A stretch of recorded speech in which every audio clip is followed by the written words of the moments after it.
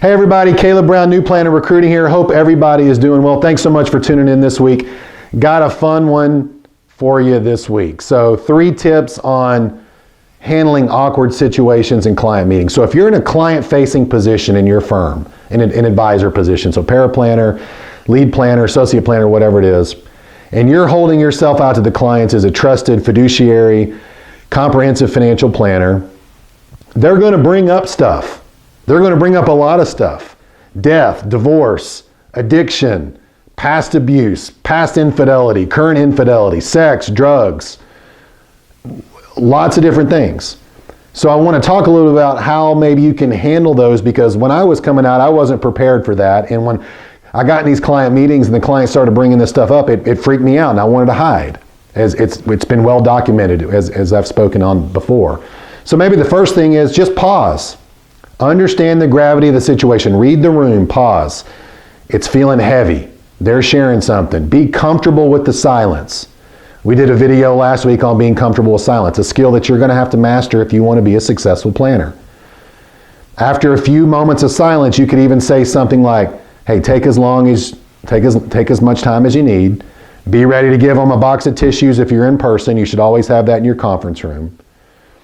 And then the second thing is maybe just as you sort of get out of that, or that progresses, just say something like thank you, and use the client's name. Thank you, Sally. Thank you, Jim, for sharing that. I'm sorry that happened. Even if you can relate to it, don't say you can relate, because then that makes it about you. Okay?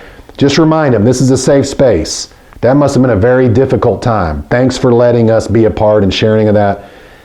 Is there anything else? Maybe if they're paused or they're in a moment of silence, is there anything else you'd like to share about this?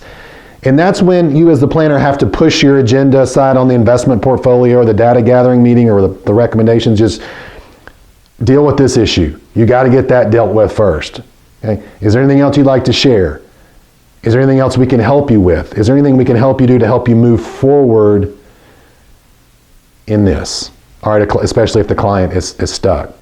A lot of planners might be tempted to let 5 minutes go by and like, okay, let's get right back into the investments. And you may not be able to do that. You may have to call a timeout, put a pause, reschedule, or if this person's maybe a chronic oversharer or there's a deeper issue there that maybe you're not qualified as a CFP to handle, you may need to suggest like, look, I think we need to bring some additional resources in, another professional, a therapist or a counselor, and you can do that. And there's lots of guidance out there on how to do that, but you need to be prepared for that. I'm not saying a financial planner should be someone's therapist or counselor, even though there are planners that do that.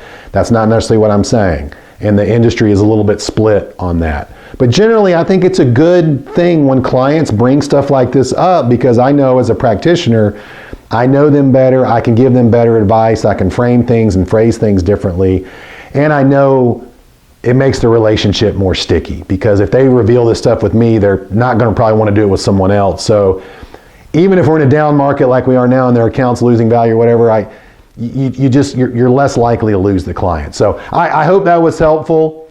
Awkward situations, you're going to face them. Get ready. You can handle them. Find a good mentor. Let them get you in a lot of client meetings and watch how they handle them. See you next time. Bye-bye.